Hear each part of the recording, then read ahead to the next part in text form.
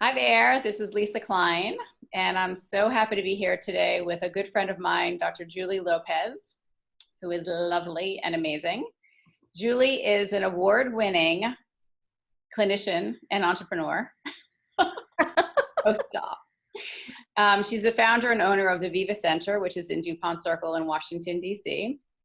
And she is a brain and body-based mental health specialist who is the author of a fantastic book called Live Empowered, Rewiring Your Brain to Thrive in Business, Love, and Life, which I think I got the title remotely correctly. I got it on the ballpark there. It's a long title. It's excellent. That was very close, and you just left out the nerdiest part, so it was perfect. Oh, the implicit memory part. It's okay. No one knows. I spend all of my talks explaining what that is to people. But thanks so much for having me here, Lisa. I love seeing you always. You're the best. So I've known Julie for a long time, and one thing that we realized a while ago is that we do very different things, but we work with people who are recovering from trauma. And I've always been very intrigued with the way Julie works because it is so very effective. And as physical therapists, the work that we do, we work with the body part of working to reset trauma and get it out of the body. And what Julie is incredible at is working with the mind and the brain and literally rewiring how your body responds to trauma. And we thought that this was a good time to have this conversation, being we're currently in a situation, as we say. So thank you, Lisa. You're very entertaining. You should call me, really. This is why I can't do the processing videos, because I'm like too silly. So Julie, I would love for you to talk to us about what you're seeing with your community and what's happening with people responding to the current traumatic events that are happening. Yeah. And then share with us some resources that people can add to their toolbox to handle this better. Yeah, thanks, Lisa. It has been really a wild time with a whole array of responses that I would say most importantly are normal. And when I say an array, some of the people that I've talked to who do have a trauma history are actually doing pretty okay because of the circumstances that we're in.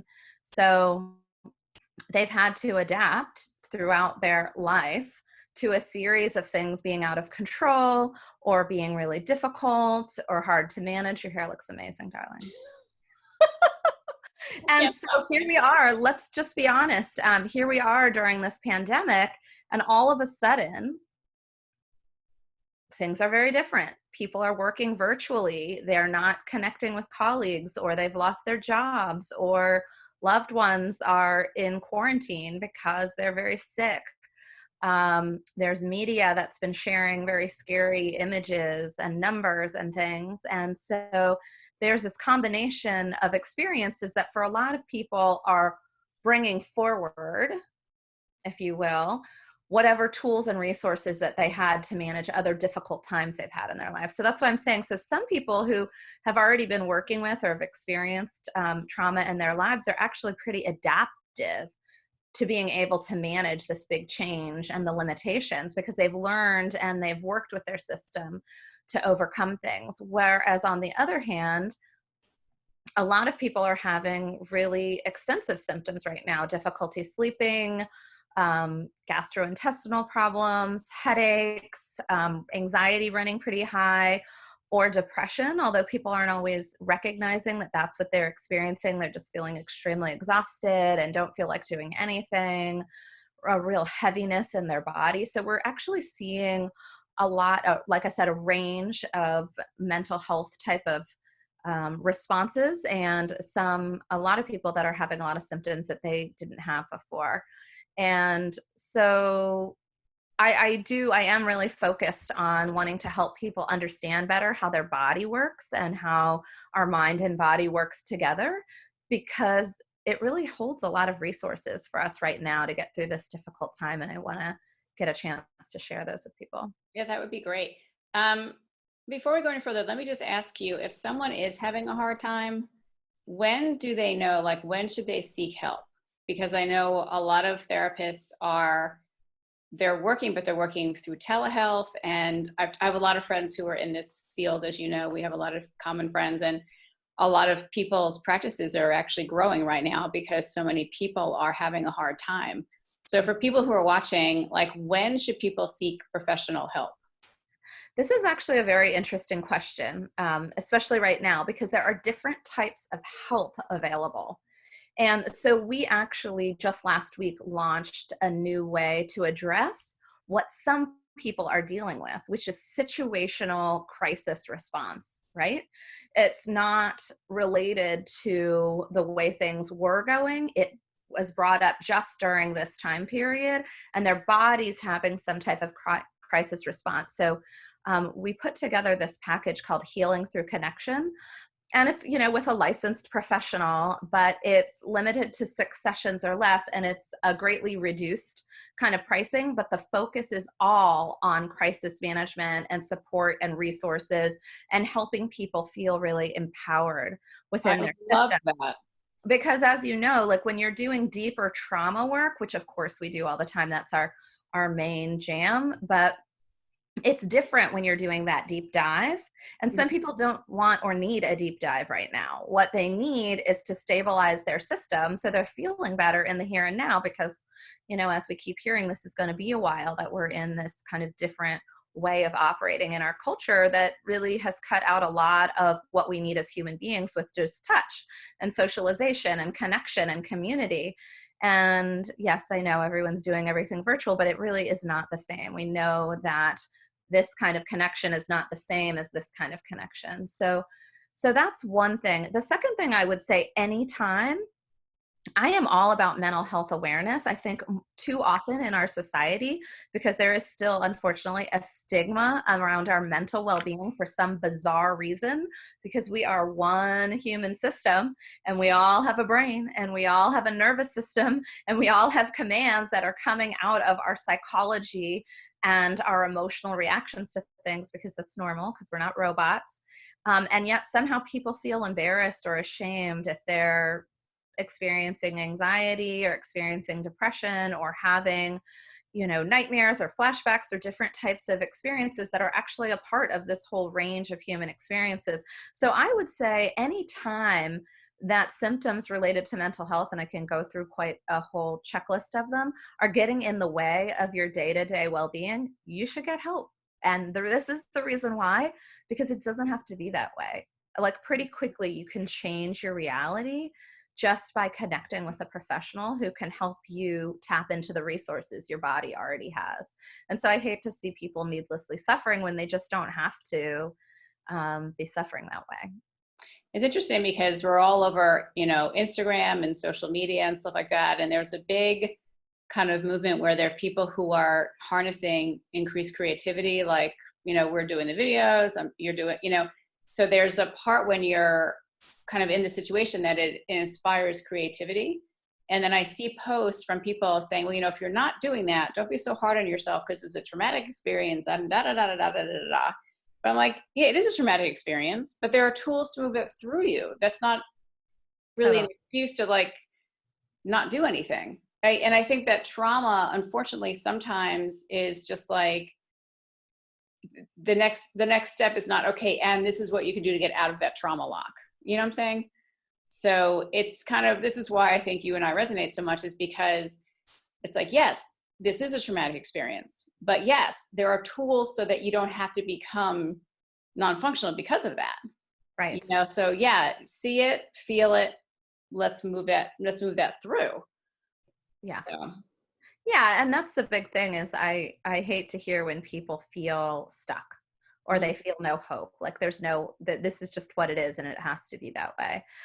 When I hear people saying it's okay, you don't have to be creative right now, don't feel bad about it, this is really traumatic, what I like to hear, and maybe it's just because I'm an optimist, is that people are trying to add compassion. Because I do know that sometimes people can beat themselves up, like, why am I feeling so down? Or why am I having trouble sleeping? And people can conclude that they're broken.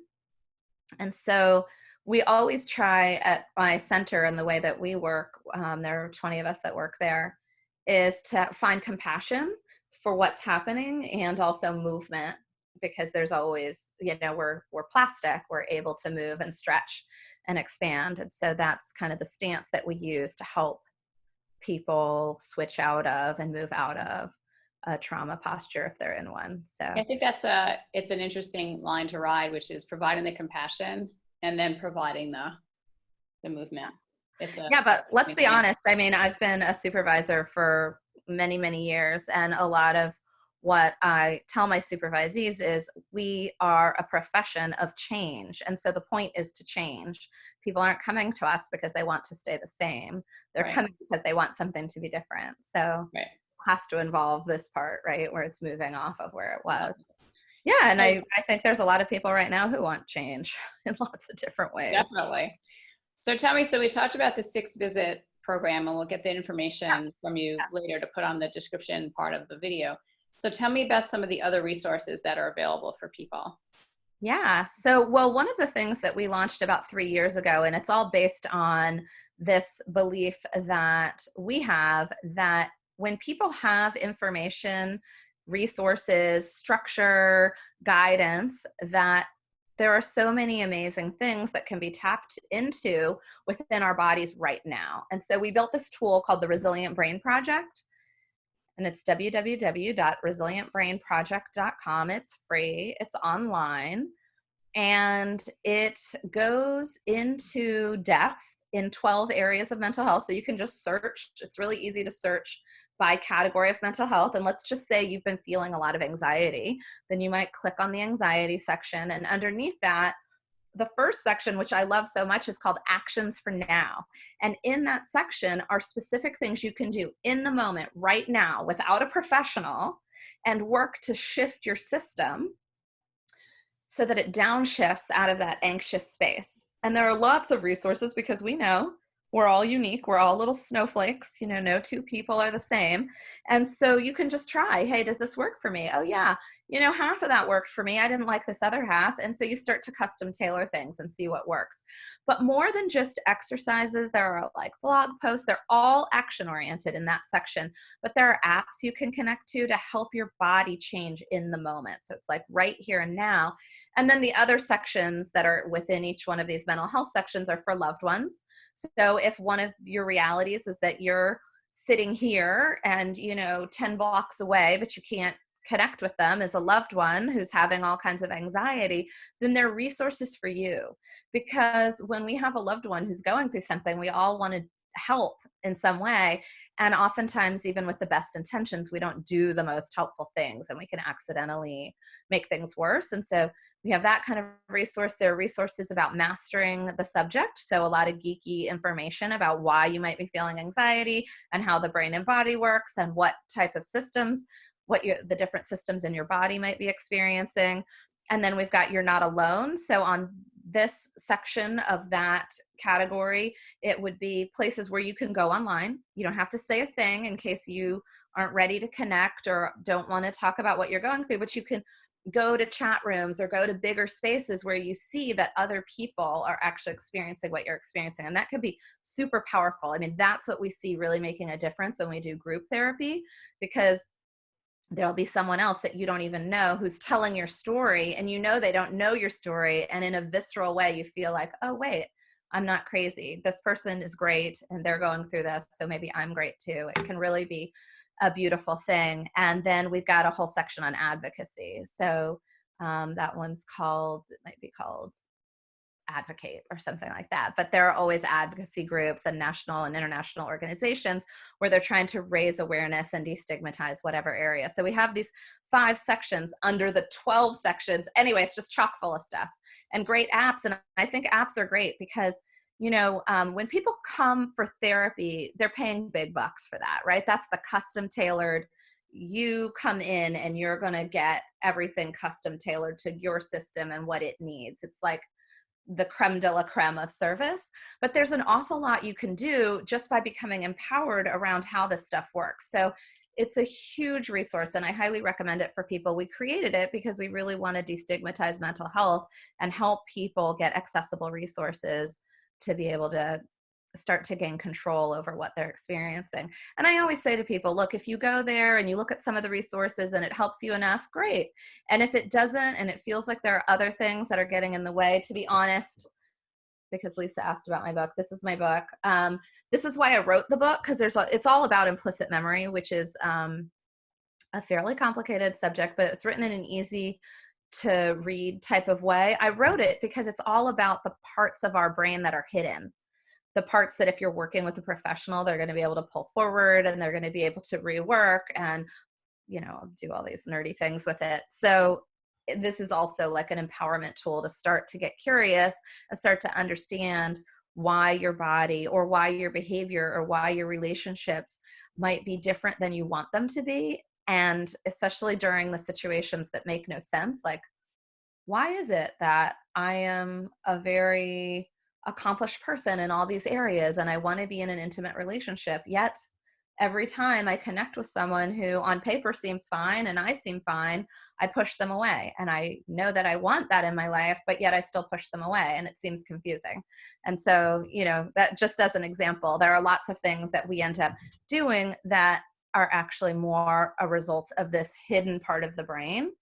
And there we have more advanced techniques for that. But it's a great first start. And so the Resilient Brain Project is something I recommend very highly because, it, like I said, not only has the actions for now, but also has these apps that can help you in a daily way.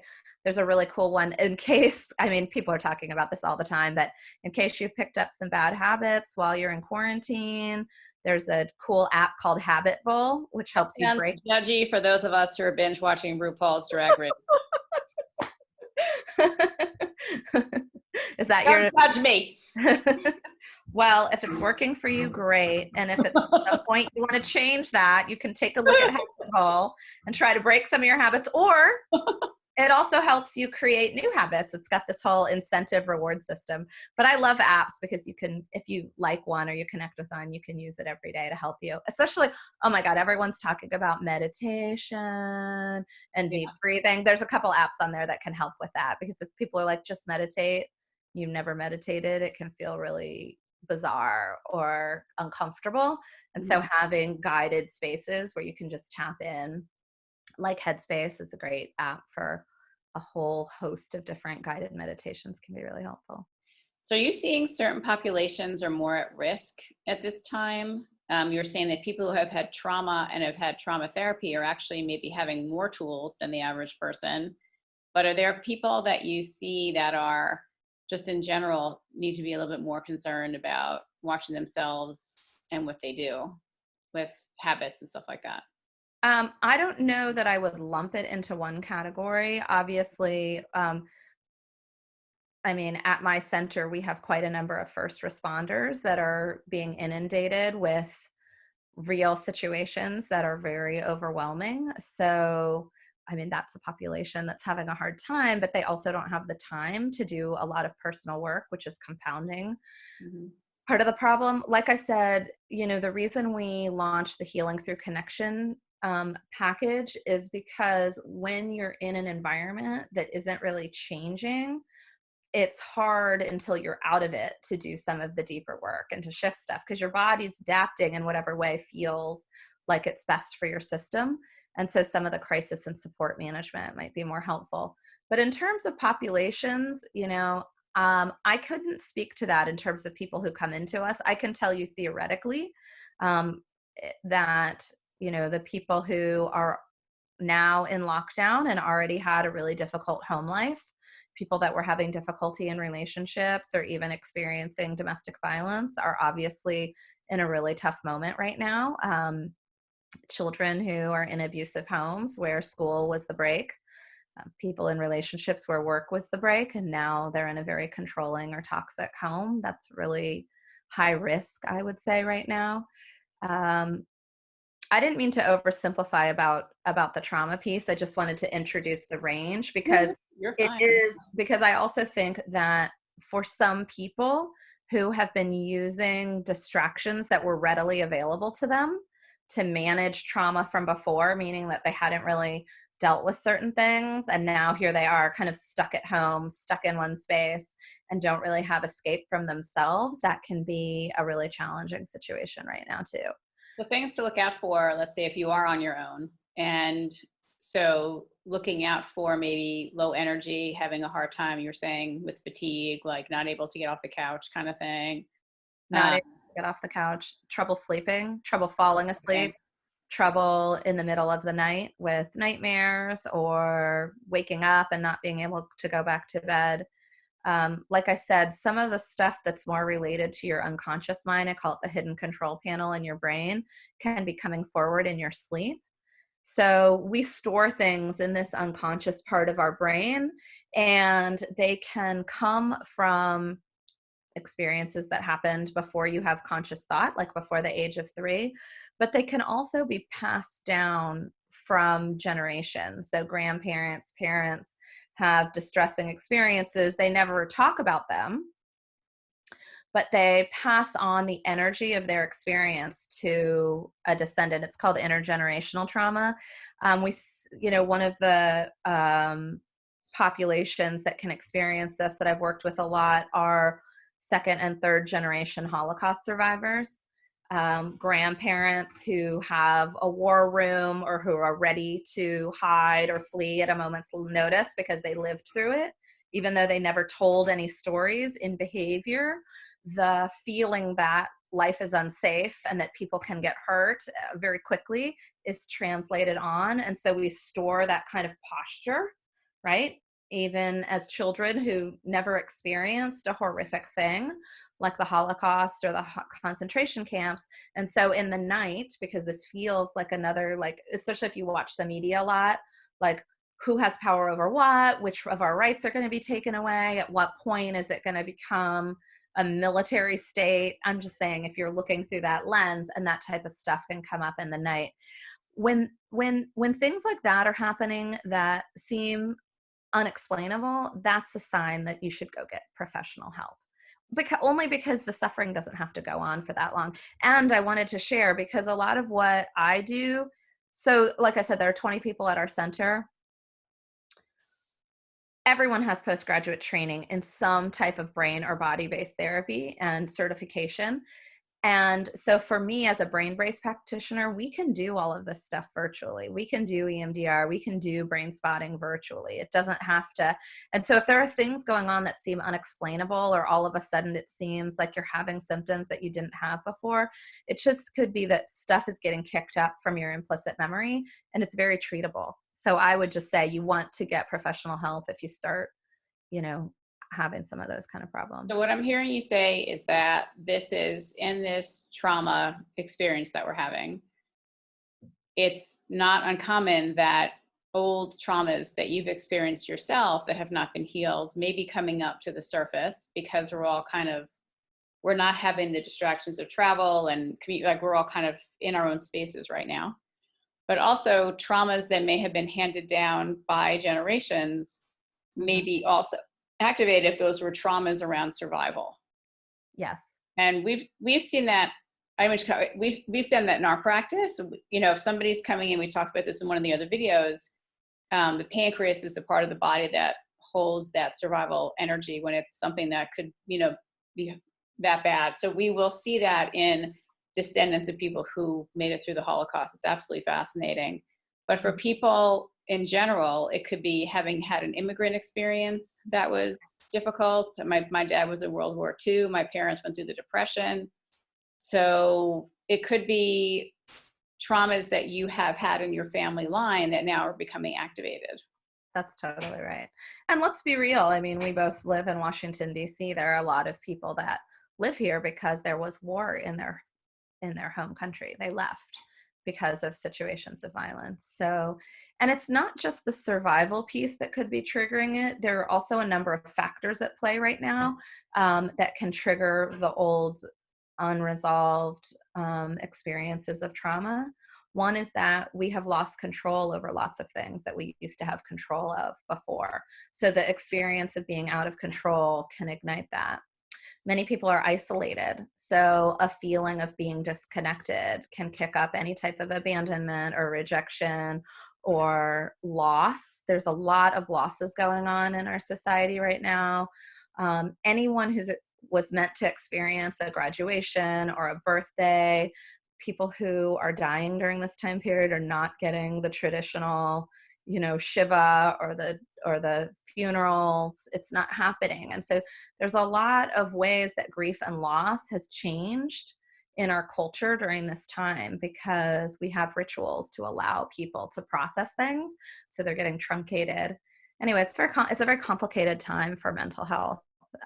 So yeah, when you talked about the survival instinct triggering things up, I think there's actually a lot of factors happening now that could be a trigger for people. Yeah, it's a very interesting phenomenon, and um, I think it's also interesting. It's affecting the entire country. Yeah. It's not like some people can leave their homes and some people can't. Well, I mean, kind of, but we're all the restaurants are closed.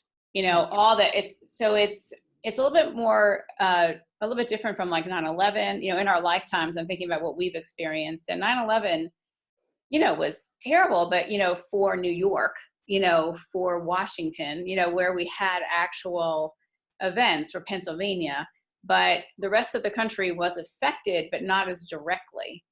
And the same thing with 2000. So this is the first thing that I can remember in my lifetime that I'm aware of. When I was, I think, Vietnam, I was very small, so I don't remember those things, but where everybody is collectively experiencing a big lifestyle change. Yeah. It's kind of a very interesting situation that way. I did an interesting exercise. So I have gone in to speak to companies. Well, I haven't gone anywhere, frankly, but it's virtual.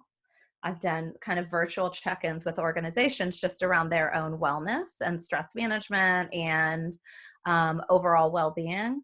And I did an interesting exercise with one where I had each person talk about what they miss about their life from before this all happened and what they're enjoying more now that they have access to or that they're making room for in their life that they weren't from before. And it was a really interesting experience for this group of almost 50 people, because it gave them a public space to acknowledge a loss out loud and express it and be heard, by their colleagues, and then to express some gratitude or some acknowledgement that there were some gains during this time too. It was really a powerful exercise for everybody.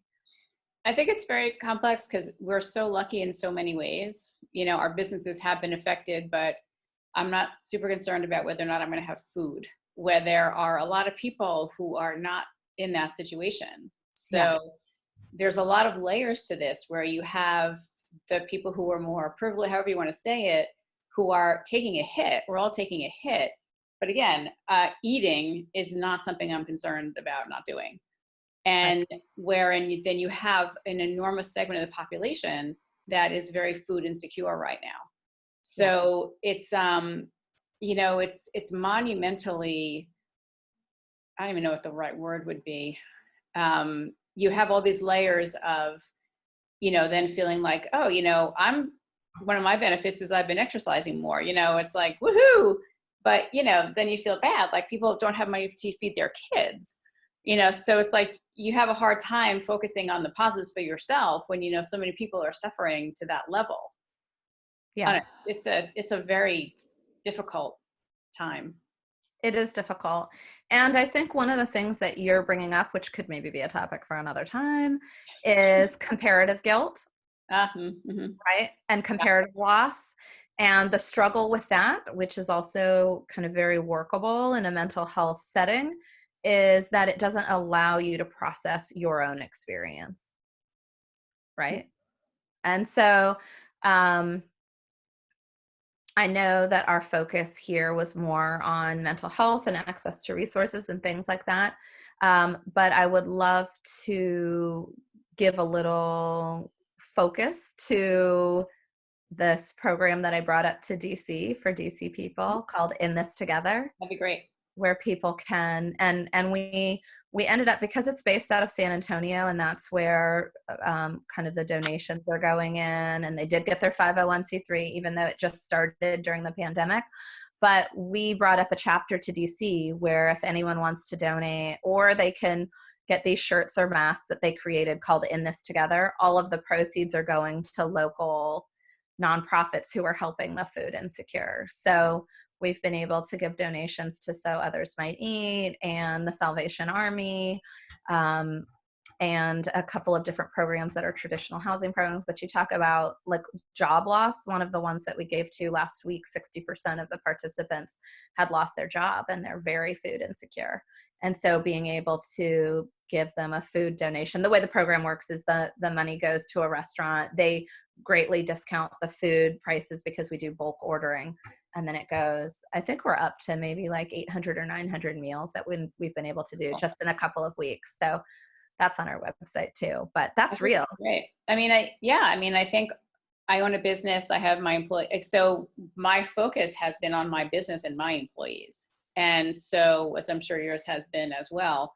And then, as you know, I'm also in the process of moving, so that I feel like, my entire day is occupied with things that I'm doing to deal with all these things right now. And once things calm down, I'm like, I really, you hear about all these people. It's like, I want to do way more for people who have it way worse than I do. It's just a matter of like, when am I going to find that time? So but there's a level of guilt, and there's a level of compassion, and, so it's an interesting thing to see where your mind goes and where your heart goes right now. Yeah. And it's complicated. But I can tell you, for your system, when you can tap into pleasure, like what you're enjoying in the moment, which is a more present day focused, it is the antidote for anxiety and depression, right? Because anxiety as a mood is future focused, which we're seeing all the time on the media. All the projections, all the what ifs, all the flatten the curve, all the da-da-da-da. That's all future. And that causes anxiety. It causes hypervigilance. It causes all that scanning type of thing, like, and then the past stuff, like what happened in the past, things you regret, all of that causes the heavy feeling. And so, if you're in the moment able to say, wow, I'm exercising more and I'm actually getting enjoyment out of that, and I am happy right now in this moment, it is the antidote for those mood things. And being able to feel grateful for something is also the antidote. So in a way, with mental health, we're trying to get those very pure present experiences to be more accessible. And so the guilt thing, I get that. It's real. And there are people all around that are suffering in catastrophic ways because of the economy or because of their lack of access to support or resources. But as much as you can from a mental health standpoint, we want to be able to access kind of those present day things that help our system, like exhale. Yeah. Excellent.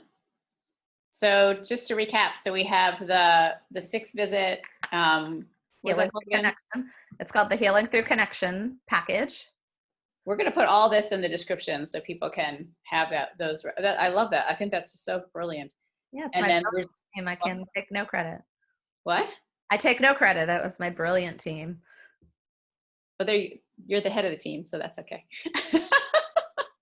I take credit for everything my team does. I'm just kidding. So, not really. So the Resilient Brain Project, which is that's fantastic because that's a free resource. So if people are concerned about, again, going to therapy, virtual, if they don't have the money for that, they can go on the Resilient Brain, that website, and get those apps, which sounds incredible. And then In This Together project for food insecure, that's wonderful. And then I have more things I forgot. Now that oh my God, lay them on me. Let's go. Every Friday at noon, I'm doing a community gathering space. It's not therapy, but it's more, let's get a little education on a topic, and I'll give you an experiential exercise. And then most importantly, we're going to connect and resource share. And if people want to ask kind of custom tailored questions, they can get responses. That's called Learning Through Connection. It's all about connection. So that's every Friday. Huh? I sense a theme. It's a theme. So that's on Fridays at noon with me. And then we also have a bunch of free videos on the website. So we've been doing these shorter videos, like 5 minutes. On which website? The Viva? The On Viva? the Viva Partnership website. If you click on kind of, I think it says mental health during COVID-19, this is where all of the free and low cost resources are listed for people to access. But a lot of them are focused on an experiential thing. So the videos are all like, here's an experiential exercise, try it now. They're short with the idea of trying to reach people. I love that. This is so wonderful. Thanks, man. You've I been a didn't even busy think bee about that behind the part. scenes there. What? What? You've been a busy bee behind the scenes there. It's just because I have a big team that does a lot of stuff. It makes me look like I get a lot accomplished. It's really a lot of other people. That's okay. Well, this has been incredibly helpful. I really appreciate you taking the time to talk to me. And we're going to put this on our website and put it on our social media so that people can have access to you and all of your incredible wisdom. Thanks, Lisa. And, It's great to be here. Thanks for having me. I love your Buddha with the tiara on the back, by the thank way. you. Isn't that so me? Yeah, right under Ganesh and collection back there. The tiara fit on the Buddha, so I figured that was, where it belonged. So why not? Perfect. Exactly. All right. Love ya, and I'll talk to you so soon. And have a good day. Thanks. Bye, Lisa.